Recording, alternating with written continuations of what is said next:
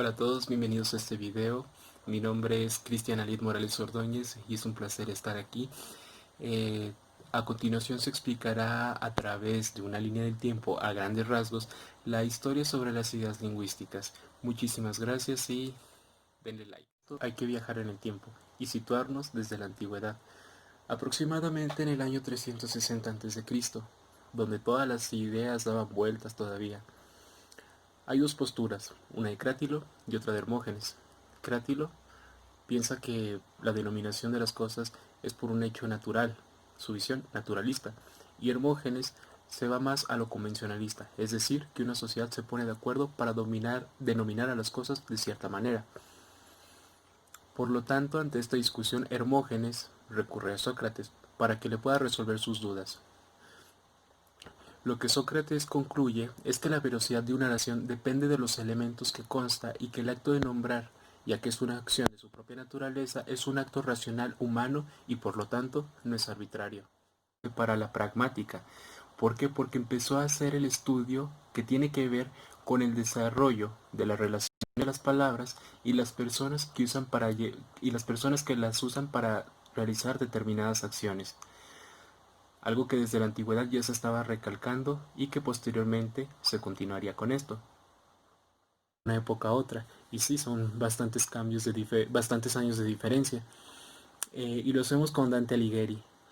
Él, que es una de las figuras más célebres de la Edad Media, si no es que la más célebre, por su reserva literaria, como lo fue la Divina Comedia, llevó consigo la dialéctica del mundo del medievo. Y en este caso lo hizo con De Vulgaria Eloquentia. Nos situamos en una sociedad donde el lenguaje culto es el latín. Y para el autor, las definiciones de las categorías gramaticales están más orientadas a la semántica o al contenido que en sí a la forma morfológica. A partir de aquí se traza una relación entre estructura gramatical con la visión de mundo de futuras generaciones. En el primer capítulo de la obra, Dante menciona algo muy interesante. Se trata la relación entre Dios y la antropología, es decir, la palabra es causa de la transmisión divina. Por lo tanto, Dante menciona el mito de la Biblia del Génesis y el primer hombre que habló, que en este caso fue Adán, y también menciona al mito de la Torre de Babel.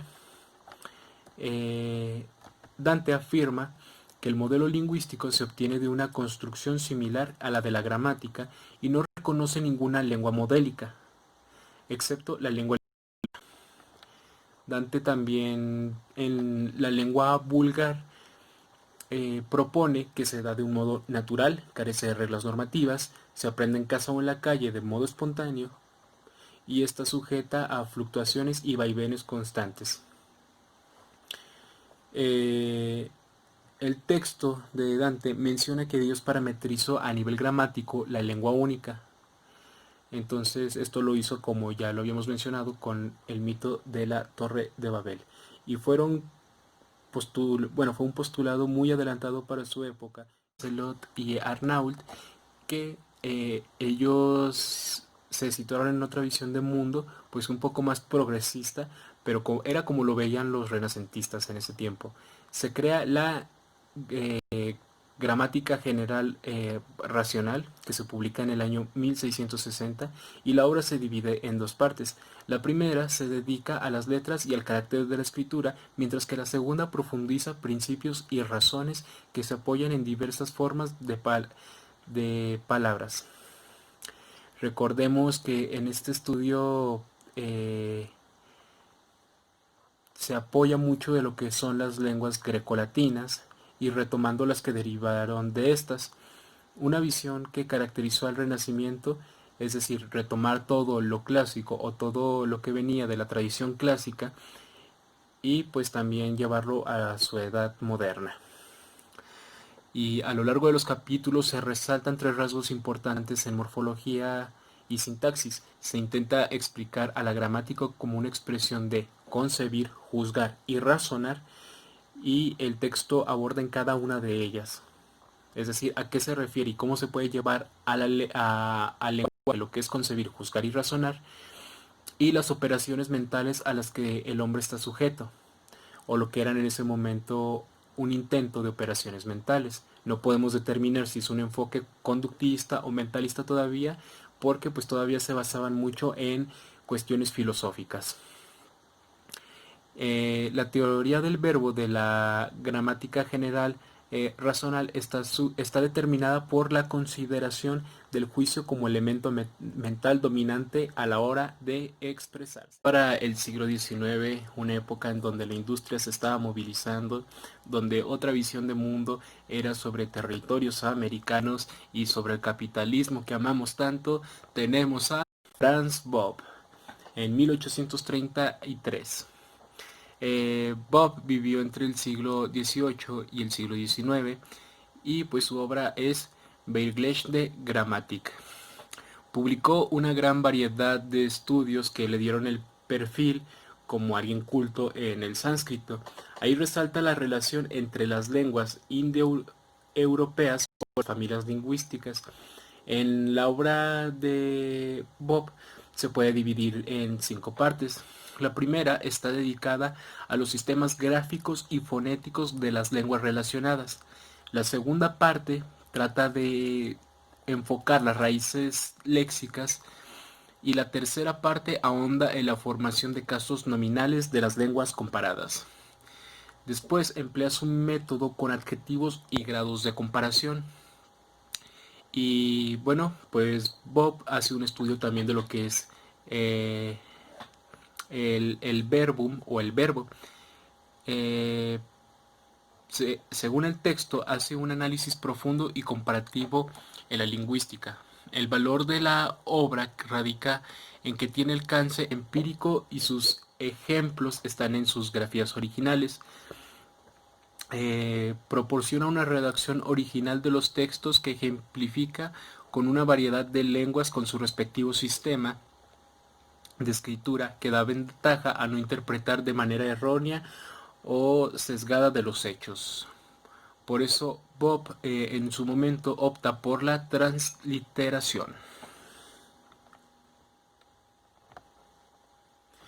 Eh, y bueno, pues la obra de Bob supone el inicio histórico y comparativo de la gramática.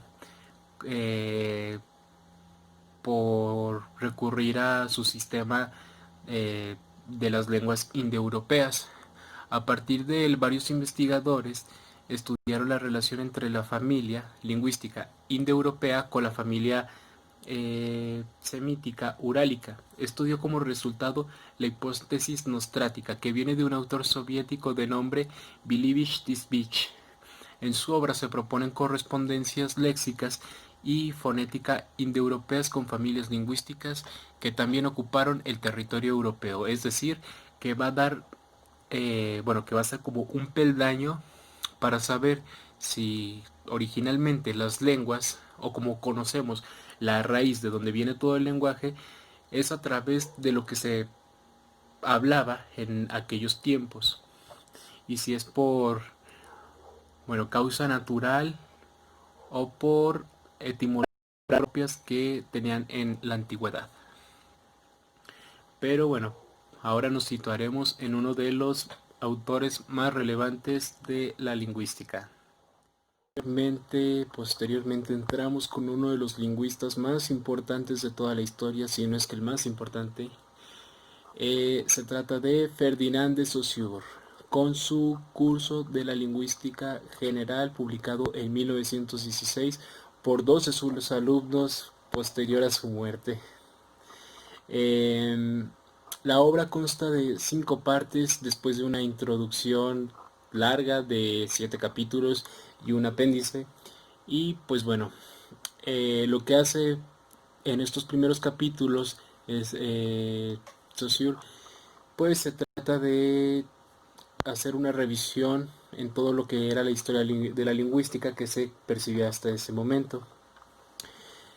Posteriormente, en los siguientes capítulos aborda lo que es la fonología y su relación en la escritura, y pues en su apéndice hace la división entre fonema con sus unidades articulatorias y el fonema en cadena hablada. También va a definir lo que es el fonema. Pero antes, pues hablemos de lo que era la lengua para Saussure. Quizá en un momento particular por un determinado hablante es individual y la lengua es social. La lengua es el sistema y el habla los enunciados específicos.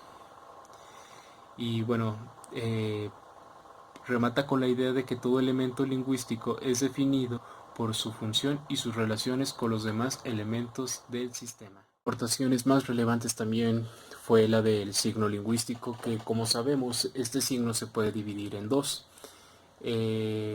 Un plano pertenece a lo que es el significante, que es la imagen acústica, y el otro plano pertenece al significado o una imagen mental.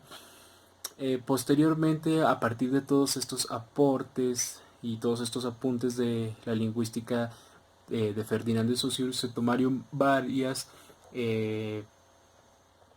posiciones en cuanto a la teoría literaria y la teoría lingüística, lo que hizo que se dividiera el campo en teorías, en tratados y en pues diversas maneras de entender este campo de lo que pertenecía propiamente al lenguaje y a sus representaciones.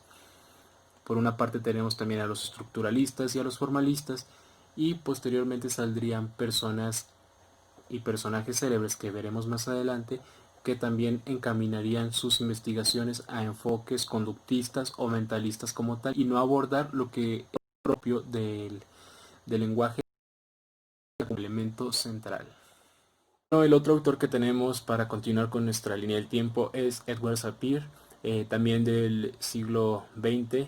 Él desde muy joven fue interesado o fue influenciado por Franz Boas sobre el estudio de las lenguas indígenas norteamericanas. Su libro, publicado en 1921, de título Lenguaje, una introducción del estudio del habla, trata aspectos formales sobre la construcción misma del lenguaje, y en sus primeros capítulos pues se le intenta definir. La definición que Sapir le da al lenguaje es la siguiente, cito: el lenguaje es un método puramente humano y no instintivo de comunicar ideas, emociones y deseos mediante un sistema de símbolos voluntariamente producido. Cierro cita.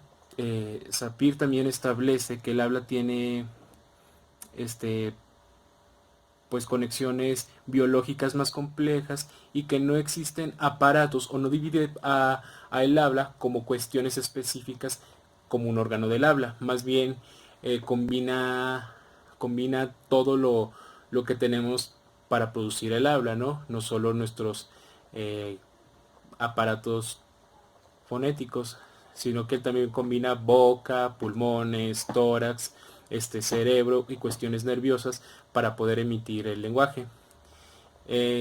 Sapir lo que también aporta es la relación entre lengua y pensamiento.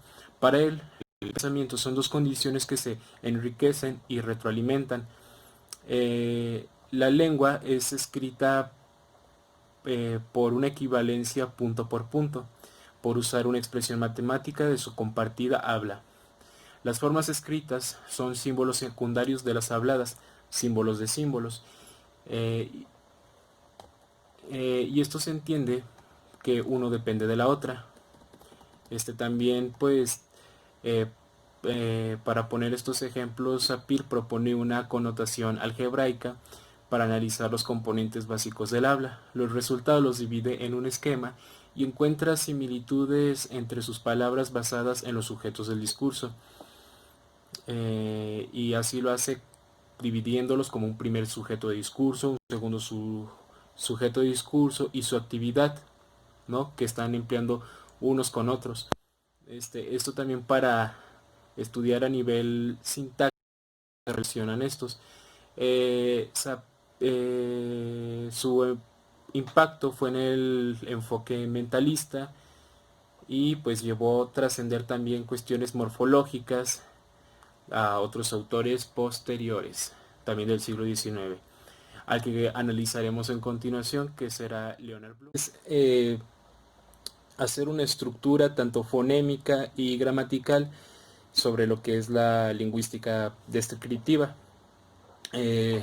La estructura gramatical se compone por dos subsistemas, es decir, sistemas centrales y sistemas periféricos, que también van a tener más descomposiciones, a las cuales el sistema central corresponde al sistema gramatical, al sistema fonológico y al sistema morfonológico.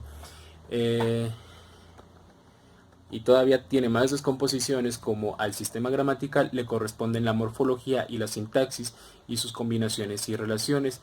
Eh, el sistema fonológico comprende también lo que es el conjunto de fonemas y sus relaciones. Bueno, también tenemos las divisiones que tiene el sistema morfonológico, que establece la relación, es decir, que es como un puente entre los dos subsistemas del sistema central que habíamos mencionado. Y luego, pues el siguiente sistema periférico vendría siendo el de la semántica y la fonética. Eh, y bueno, pues como conclusión, Bloomfield establece eh, postulados que surgen de enunciados que a su vez son axiomas, es decir, enunciados que no necesitan demostración. Eh, para Bloomfield, pues esta cuestión del significado y que el lenguaje se debe de entender a partir de las cosas observables, también supuso como una división entre las ideas lingüistas, y pues que posteriormente iba a haber una división con otras posturas nuevas que se iban a tratar sobre este estudio, como lo tendríamos con Noam Chomsky, que en 1957 con su ensayo Estructuras sintácticas, pues daría otro enfoque al estudio de la lingüística estándar. Para el caso de Noam Chomsky nos vamos a recurrir a dos de sus obras más importantes, como yo lo había mencionado, Estructuras sintácticas de 1957 y el programa minimista del año 1995. Noam Chomsky con su estructuras sintácticas de 1957, y posteriormente revisaremos el programa minimista del año 1995. Noam Chomsky es uno de los pensadores e intelectuales más importantes del siglo XXI. Es uno de los más importantes que tenemos en nuestros tiempos. Y bueno, para empezar, él establece un nuevo modelo de estudio del lenguaje, ya que él lo entiende como una capacidad innata que tenemos todos los seres humanos para entenderlo y producirlo. La definición de Chomsky que da sobre lengua se trata de un conjunto de oraciones construidas a partir de un conjunto finito de elementos, y las combinaciones no necesariamente son finitas, sino infinitas. Eh,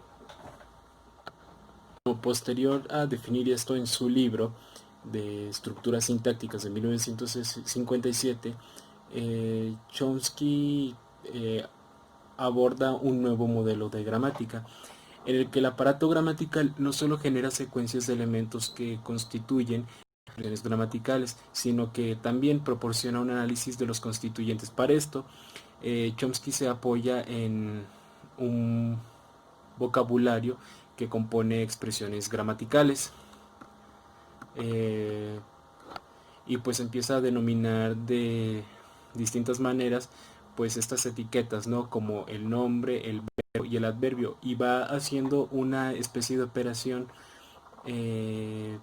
para poder clasificarlos y dar un lugar, y darles un lugar a cada uno, que posteriormente sería un lugar que se encuentran en todas las lenguas del mundo, pero él lo hace en este caso con el inglés.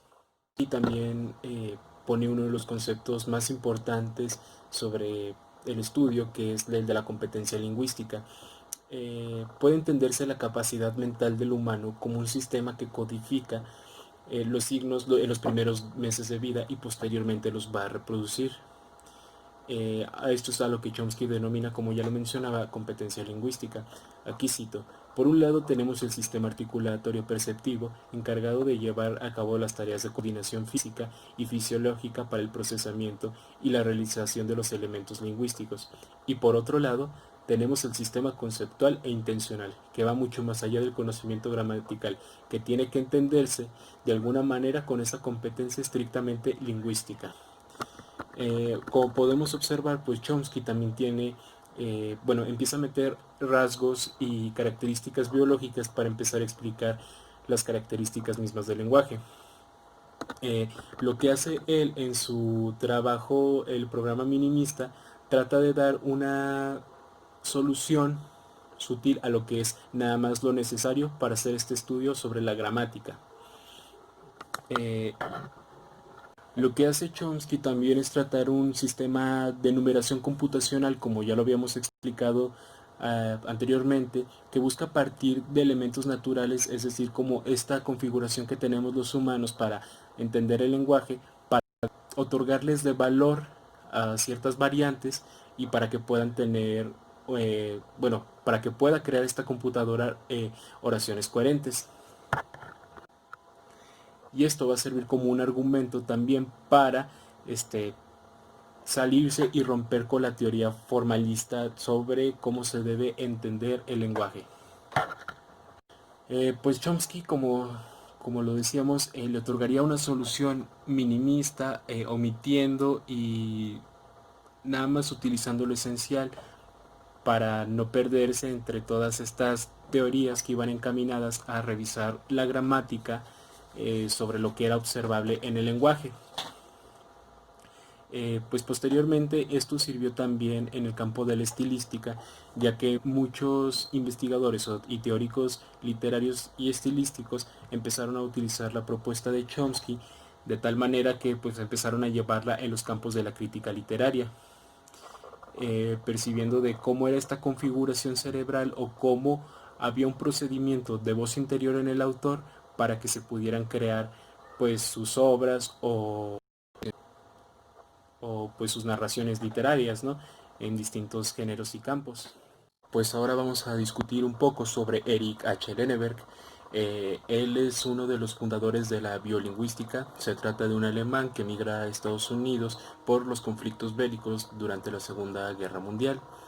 Él propone unas metodologías muy interesantes al también señalar los rasgos de la conducta humana. Esto quiere decir que para Lenneberg la conducta o cierta construcción fisiológica que tenemos también con los órganos del habla y también contribuir al uso de la lingüística tiene que ver con procesos heredados de los antiguos pobladores y de los ancestros humanos. Y en su libro Fundaciones Biológicas del Lenguaje de 1967, Lenneberg considera que la capacidad del lenguaje en el ser humano es una condición fisiológica, como lo señalábamos, que se hereda genéticamente y facilita la adquisición del lenguaje. Lenneberg también señala otra cuestión muy importante sobre la parte del cerebro que se encarga de producir el lenguaje. Eh, se pensaba que el hemisferio izquierdo era el que ayudaba a entender y a producirse. Lenneberg descarta esta teoría ya que hay una cierta gama de interrupciones que obstaculizan esto. Lo que es para él que en el lenguaje actúa el cerebro en conjunto con las neuronas, con los procesos de la memoria y con otro tipo de cuestiones neuronales para poder producir y entender el lenguaje. Y bueno, pues Lenneberg lo que hace es también dar cierta en la cual se adquiere el lenguaje. Empieza de los 0 a los 3 meses y finaliza de los 17 años en adelante. Y bueno, pues es una idea conductista y generativista también de la de Lenneberg. Eh, pues bueno, es uno de los pilares de las teorías biolingüísticas que salieron posteriormente y en la actualidad es una disciplina que sigue pues estando presente, ¿no? También. Eh, pues él básicamente explica que nosotros nacimos para producir, apropiarnos y emitir el lenguaje. Ahora ahondaremos un poco sobre George Lakoff, con su libro Women, Fire and Dangerous Things, publicado originalmente en 1987, que es un libro que hace alusión a lo que es la lingüística cognitiva, que es un estudio interdisciplinar donde se recurren a más disciplinas y a más ciencias para darle un entorno más amplio al estudio de la lingüística. Aquí también podemos encontrar lo que es la psicología y pues también su aplicación en la neurociencia. Bueno, una de las principales aportaciones sobre la lingüística de Lakoff es el realismo experiencial, que Lakoff lo define como el pensamiento que está corporeizado, es decir, que toda la estructura del pensamiento, toda la percepción que tenemos nosotros de nuestros movimientos corporales, está en relación con la experiencia física de estos y a su vez con la experiencia social. Esto quiere decir que el pensamiento imaginativo y los conceptos que entablamos a la hora de transmitir no se basan directamente en un reflejo de la realidad exterior, es decir, que todo esto se viene acompañando, que viene desde atrás con la manera en la que nos hemos comportado históricamente a través de nuestras experiencias, tomando ejemplos de nuestros ancestros y cómo tenemos estas configuraciones mentales para poder emitir el lenguaje y poder descomponer en unidades para entablar cierto tipo de acciones de las que ya pues somos capaces y a la vez inconscientes. Sobre las palabras a través de los procesos cognitivos corporizados los pone de ejemplo en el mismo título del libro. Mujeres, fuego y cosas peligrosas. Esto lo explica con la relación de las mujeres bueno, su relación con el sol. Las mujeres están relacionadas con el sol a través de los mitos y son un símbolo también de sus representaciones a través de los rituales. El fuego es algo de dominio propio que sirve como herramienta del hombre y que se ha construido una relación con el fuego a través de la experiencia. El fuego podría tratarse de un ente peligroso y las cosas peligrosas están en la misma categoría que el fuego. El agua que apaga el fuego pues también está en la misma categoría, ¿no? Y esto pues significa que las lenguas se clasifican lingüísticamente a las palabras a través de procesos cognitivos corporizados. Y pues esto quiere decir que a partir de las experiencias sensoriales mediatizadas por componentes culturales como los mitos, es decir, la experiencia que se tiene históricamente, eh, sobre la semántica generativista se apoya también en fundamentos objetivistas, ¿no? Lo cual los categoriza de la siguiente manera. El primero es que lo que es percibido por los seres humanos como formas gestálticas, es decir, formas generales que se caracterizan las categorías de los niveles básicos, no se corresponden necesariamente con categorías del mundo exterior. Segundo, sería que las imágenes mentales formadas por los seres humanos no se corresponden necesariamente con categorías objetivamente existentes del mundo exterior. Este es muy importante. El tercero, la manera en que el cuerpo actúa, como lo mencionábamos antes, esta experiencia que tiene al reaccionar con un objeto o con un cierto tipo de acción, está determinada por la naturaleza misma del objeto, es decir, para lo que sirve y cómo es su utilización. Esto lo podríamos relacionar con la primera idea con la cual platicaba Platón, con la discusión que teníamos sobre el pensamiento naturalista. Pero bueno, aquí Lakoff argumenta que lo que está en la misma medida por la naturaleza es el propio cuerpo. Otro punto sería que se supone que el conocimiento real se ajusta a los hechos del mundo, pero la organización de ese conocimiento en particular no es objetivamente del mundo externo, es decir, que viene por parte de lo que nosotros hemos adoptado y lo que le hemos dado significado, y no es que se haya concebido así de la nada, ¿no? Como una visión natural. Bueno, para cerrar La notación de Lakoff es que la idea de la sintaxis de la lengua natural es independiente de la semántica, que se deriva del intento de imponer la estructura de la lógica matemática en el estudio del lenguaje y el pensamiento eh, humano en general. Bueno, ya para acabar con esta jornada tenemos a nuestro último autor llamado Derek Bickerton. Originalmente publicó su obra en 1990 con el nombre de Lenguaje y Especies. Derek Bickerton pues es un profesor emérito de la Universidad de Hawái. Él se especializó en el estudio de lenguas criollas y enunció una hipótesis del bioprograma según cual, esto es muy importante, los rasgos comunes a las lenguas criollas se explican por las propiedades de la capacidad gramatical innata del ser humano, que es universal. Entonces él acuñó un término muy importante todavía para la lingüística, el cual se denomina pidgin. Bueno, él tiene también su propia definición de lenguaje. Él lo denomina como una capacidad mental que ha estado profunda y que sale a la luz cuando debe ser utilizada a partir de que tenemos ese pensamiento y la necesidad de estructurar una oración. Eh, Más que un sistema de comunicación para Bickerton, el lenguaje es una cantidad de información que se clasifica y se manipula y después se representa, es decir, un sistema de representación y no de comunicación. La información que nos llega a nosotros como individuos en nuestros órganos sensoriales, construimos representaciones mentales, representaciones que están relacionadas con el mundo exterior. Estas representaciones se pueden asociar de determinadas formas y maneras. Por ejemplo, la expresión que él hace es la de la montaña dorada. Aunque sepamos que no hay una montaña dorada ahí, no corresponde a ninguna montaña real en particular. Pero pues podemos crear un concepto correspondiente que se puede utilizar ya sea en una oración estructurada con base a un contexto específico, o también es algo que ocurre habitualmente en la literatura, con el uso de las metáforas o de figuras retóricas o imágenes estéticas.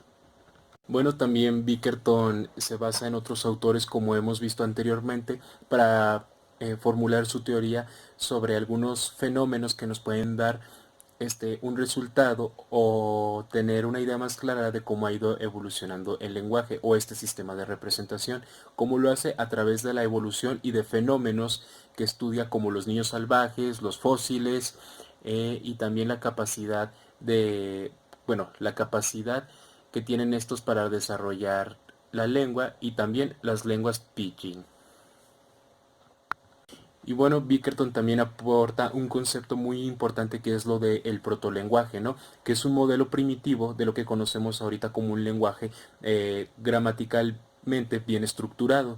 Esto lo hace con el estudio de los niños salvajes, como lo comentábamos, y pues pone y compara sus habilidades lingüísticas y pues esta capacidad que tienen para razonar la estructura de las oraciones, y también las compara con los problemas que se originan.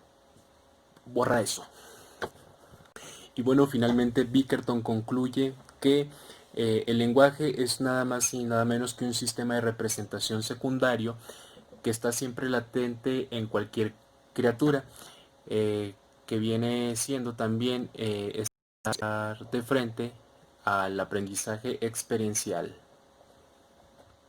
Y bueno, Bickerton acabaría, al igual que otros autores, pues que los estudios de la lingüística sí se llevarán más a los acontecimientos evolutivos, y que el enfoque lingüística diera más para ese lado. Como conclusión final, la historia de la lingüística pues se ha ido transformando, siempre vienen posturas nuevas, una sobre otra, y no solo eso, no es que una trate de reemplazar a otra, simplemente es que se complementan al final de cuentas, y es importante, ya que todavía no tenemos algo certero sobre el origen del lenguaje, no tenemos algo certero hacia dónde va el lenguaje, ni las transformaciones, simplemente pues son hipótesis que se van derivando unas de otras, y pues también cambia mucho con la visión de mundo que tenemos en las épocas que hemos pensado sobre el lenguaje. Resulta curioso pensar que cuando nos empezábamos a cuestionar sobre las ideas, sobre cómo se iba a utilizar, bueno, cuando empezábamos a razonar el mundo, ¿no? Con los antiguos griegos, resulta interesante pensar de que todas las ideas daban vueltas y que no se tenía algo certero. En Dante comenzábamos también a ver de que todo el lenguaje que teníamos era por causa divina y ahora pues gracias a los avances científicos, al método científico, pues nos podemos dar cuenta de que tenemos algo más certero en un enfoque mentalista. Pero pues siempre es un enriquecimiento que viene a sobreponer y a sobrepoblar todas estas teorías. Pero al final de cuentas nos ayudan mucho y es importante tenerlas en cuenta. Muchas gracias y adiós.